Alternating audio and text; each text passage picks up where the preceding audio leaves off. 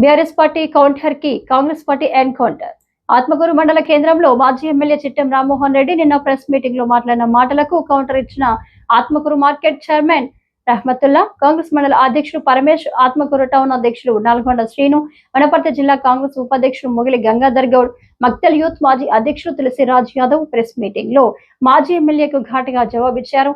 ఈ కార్యక్రమంలో మండల ప్రజాప్రతినిధులు, కాంగ్రెస్ పార్టీ కార్యకర్తలు పాల్గొన్నారు.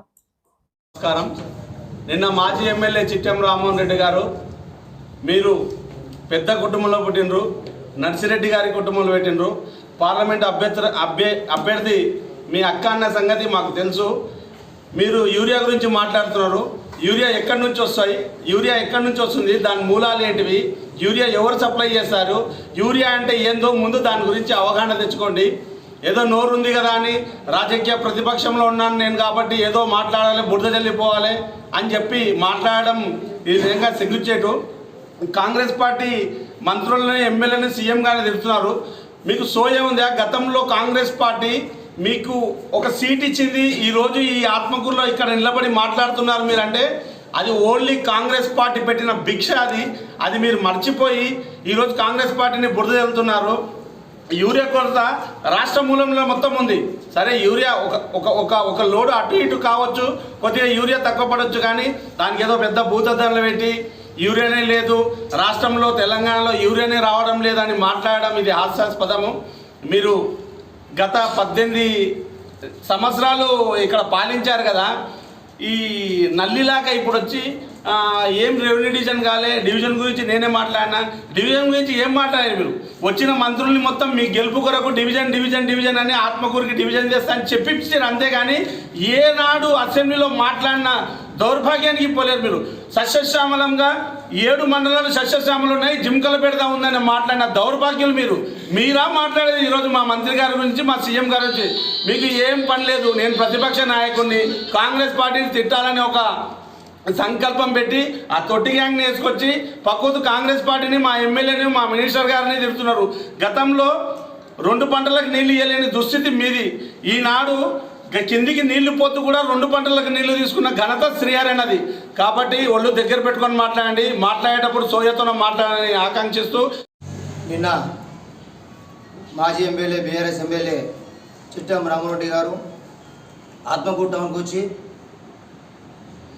మా జూపల్లి కృష్ణారావు పేరున, అదేవిధంగా స్థానిక ఎమ్మెల్యే మినిస్టర్ గారి పేరున కూడా ఏదో నోటికొచ్చడం మాట్లాడిపోవడం జరిగింది. అయ్యా రామ్మోహన్ రెడ్డి గారు, గత 10 సంవత్సరాలుగా బీఆర్ఎస్ పార్టీలో ఉండి నువ్వు ఆత్మకూరుకు ఉరగబెట్టింది అయితే ఏమీ లేదు. యూరియా గురించి మాట్లాడుతున్నావు, నీళ్ళ గురించి మాట్లాడుతున్నావు, ఇక్కడ జరిగిన అభివృద్ధి గురించి మాట్లాడుతున్నావు. ఇదే అభివృద్ధి చూద్దాం బా, చౌరస్తా పోదాందా? నువ్వు చేసినటువంటి రోడ్లు కానీ, సీసీ రోడ్లు కానీ ఏ విధంగా కుప్పకూలిపోయినాయి, ఎక్కడ నీళ్ళు ఎక్కడ ఆగిపోతున్నాయి, అది దృష్టిలో పెట్టుకుని మాట్లాడు. గతంలో మీకు బీఆర్ఎస్ వాళ్ళకు, మీ బీఆర్ఎస్ పార్టీకి, బీజేపీ పార్టీకి అవకాశం కల్పించారు ఆత్మకూరు ప్రజలు, కానీ మీరు కుమ్మక్కై ఆత్మకూరు శూన్యం చేశారు. ఎక్కడ ఏ లేవట్లో ఒక ప్లాట్ ఉంచలేదు, ఎక్కడ అభివృద్ధి చేయలేదు. 10 ఏళ్ళు సంఘ నాకించిన ఆత్మకూరుని ఒకసారి గుర్తు చేసుకో. నువ్వున్న 10 ఏళ్ళ ఎన్నడూ లేదు. అంతకుముందు ఆ రోజుల్లో ఉన్నాడు దయాగిరెడ్డి కానీ, అంతకుముందు ఉన్నటువంటి స్వర్ణమ్మ కానీ, అంతకుముందు ఉన్నటువంటి వీరెడ్డి కానీ, మీరందరూ పరిపాలించకుండా వచ్చిన రోజుల్లో ఈ 10 సంవత్సరాల మీరు తీసుకొచ్చిండ్రు. ఏం తీసుకొచ్చిండ్రు? వారబంది తీసుకొచ్చి రైతులు నట్టెట్లా ముంచింది మీరు. ఒకసారి గుర్తు చేసుకొని మాట్లాడితే తెలుసుకొని మాట్లాడితే బాగుంటుంది తెలియజేస్తున్నా. మళ్ళీ ఈర గురించి మాట్లాడు. ఈర ఎవరు ఇవ్వాలా? ఆ ఈరెడ్డికి చైర్మన్గా ఇవ్వడం తప్ప మరి ఎక్కడ కూడా ఎప్పుడు కూడా రైతులకు సంబంధించింది మరి చేస్తూ ఉన్నారు. మరి ఒక మైనారిటీకి ఇచ్చిందని చెప్పేసి అవగాహన లేదని చెప్పడము నీకెంత సిగ్గుచేటో తెలుస్తూ ఉంది. నీవెంత సమర్థుడవో, ఎమ్మెల్యేగా నీవెంత సమర్థవంతమైన పాలన చేసినావో ఈ 10 ఏళ్లలో ప్రజలకందరికీ తెలుసు. నీవెంత సమర్థుడవో, నీవు చేసిన అభివృద్ధి ఏందో అందరికీ తెలుసు. కాబట్టి ఇవన్నీ గుర్తుపెట్టుకొని ఈ యొక్క దేశంలో ఏదైతే ఉందో అది పరిపాలించేది కాంగ్రెస్ పార్టీ బడుగు బలహీన వర్గాలను అందరిని చూసుకుని ఈరోజు బీసీ రిజర్వేషన్లు 42% బీసీ రిజర్వేషన్లు ఇచ్చి అందరికీ కూడా పార్టీలు అందరికీ కూడా న్యాయం చేయాలనే ఉద్దేశంతో ఈరోజు కాంగ్రెస్ పార్టీ ఉంది. ఎవరు కూడా వెనక్కి జరగడం లేదు. మీరు కాదా కవితమ్మ బెయిల్ కోసం కాళ్ళు పట్టుకున్నది ఢిల్లీలో? సీఎం రమేష్ గారు రాజ్యసభ ఉన్నటువంటి సీఎం రమేష్ గారు చాలా క్లియర్గా చెప్పాడు కదా, బీఆర్ఎస్ కలుస్తాం, మీ కాళ్ళు పట్టుకుంటాం, మా కవితమ్మకు బెయిల్ కావాలని చెప్పేసి. మళ్ళీ ఈడికి వచ్చేదో పెద్ద డ్రామా సృష్టించి నేను బీసీల 42% రిజర్వేషన్ గురించి నేను దీక్ష చేస్తా అని చెప్పేసి మళ్ళీ ఇక్కడ గేమ్ స్టార్ట్ చేసిర్రు.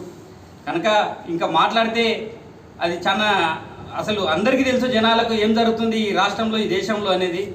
ఇప్పటికైనా గ్రహించి కాంగ్రెస్ పార్టీ పక్షాన ఈడ ఉన్న నిమ్మ జాతులకు అందరికీ కాంగ్రెస్ పార్టీ ఎప్పుడు సపోర్ట్గా ఉంటుంది. కాంగ్రెస్లో కష్టపడడానికి పదవులు వస్తాయి. కనుక ఇప్పటికైనా గ్రహించి మీరు 4 రోజులు ఏదో రేపు స్థానిక ఎలక్షన్లు ఉన్నాయి కాబట్టి దీనిలో ఏదో డిస్టర్బ్ చేద్దామని చెప్పేసి యూరియాకు బురద చల్లడం అది మీ విజ్ఞతకే వదిలేస్తున్నాం. మా మంత్రి గారు చాలా కట్టుబద్ధతో చాలా నిబంధనతో ఉన్నాడు. 7 మండలాల ఏ మూలకెళ్ళినా నువ్వు ఏ సమస్య ఉందో అర్ధరాత్రి వెళ్ళి డోర్ కొట్టినా టకటక చెప్తాడు. సమస్యల పట్ల అన్నగారు ఇంతకే చాలా వివరంగా చెప్పారు.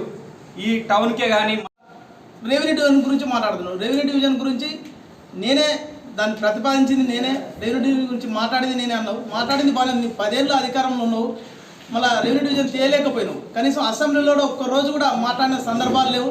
మా శ్రీ అన్న గెలిచిన నెలకే అసెంబ్లీలో లైవ్లో మాట్లాడి దాని గురించి మాట్లాడి చెప్పడం జరిగింది. ఖచ్చితంగా ఆత్మకూరు రెవెన్యూ డివిజన్ చేసి తీరుతా అని అన్న ఖచ్చితంగా హామీ ఇస్తున్నాడు. అలాగే మన జూరాల బ్రిడ్జి కూడా ఏదైతే ఉందో నిన్ననే ఆర్ఎన్బి ఈఎన్సీఆర్ అందరూ వచ్చి అవతల కొత్తపల్లి గద్వాల రేవులపల్లి కాడ మా జూరాల దగ్గర కూడా అందరూ ఈఎన్సీఆర్ చూసిపోయినరు. 100% ఇదే అనుకూలంగా ఉంది, ఇదే మేము ప్రతిపాదిస్తామని కూడా నిన్న మాకు మా మండల నాయకులు అందరం కలిసి ఈఎన్సీ గారిని కలిసినాం. వారు మాట ఇవ్వడం జరిగింది. 100% ఇంచుమించు ఈ వారం నెక్స్ట్ మండే వరకు ఖచ్చితంగా జూరాల బ్రిడ్జి ప్రొసీడింగ్ వస్తుంది. జూరాల వైపు కొత్తపల్లి మీద ఇది వస్తుంది. ఇది శ్రీ అన్న చేసిన పనులు.